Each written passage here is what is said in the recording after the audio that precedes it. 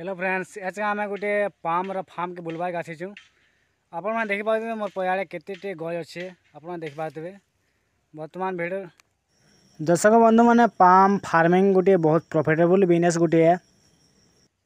आमर ओडिशा सरकार मध्य palm farming लगी बहुत सहयोग सुविधा दौन। पाम फार्मिंग लगी सब्सिडी मध्य सुविधा रही। आपण मैंने बर्तमान देखिपे जहाँ पाम फार्मिंग कराई प्राय एकड़े 1.5 जार पाम फार्मिंग कराई आपण मैंने देखिपे। आपण मैंने देखिपे गोटे गज आ गोटे घर डिस्टेंसटा पूरा 20 फुट रखाई। आपण मैंने देखिपे पूरा प्रॉपर प्लानिंग से कराई। आपण मानक फार्मिंग रे थोड़े खाली इन्वेस्टमेंट करवा पड़वा आउ प्रॉपर्टी केयर करवा पड़वा बाकी गजटा पूरा लाइफ टाइम तो आपन को पूरा रिटर्न देवा। आपण मैंने देखिपे आपण मैंने देखिपे पूरा खईर में तार ब्लैक समय दिशुचे बहुत बढ़िया सुंदर लगुचे।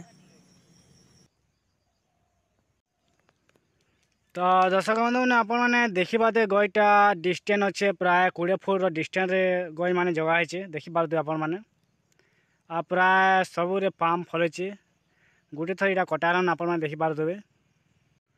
बर्तमान आम ओडिशा मार्केट मध्य पाम तेल बहुत चाहिदा अच्छे जे भी करवा चाहता बहुत प्रॉफिटेबल बिजनेस टी है। आ गवर्नमेंट मध्य सब्सिडी बहुत सहयोग दे पाम फार्मटा करवार लाइन।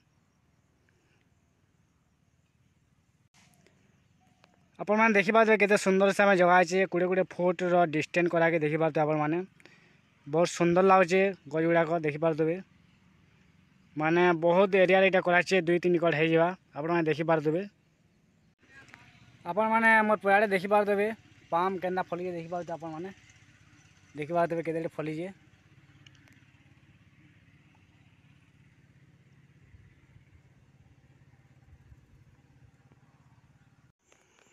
दर्शक बंधु मैंने आपण मैंने देखिपे गोटे बहुत बड़ पाम गजटे अच्छे पूरा उपरे फलुचे।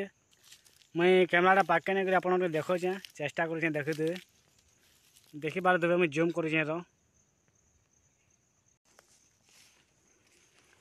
दर्शक बंधु मैंने आप मैंने देखिपे बहुत बड़ गजटे अच्छे पूरा उपरे उपरे फलीचे प्राय देखिपे मैंने बहुत सुंदर से जगह है सब प्लानिंग हिसाब से।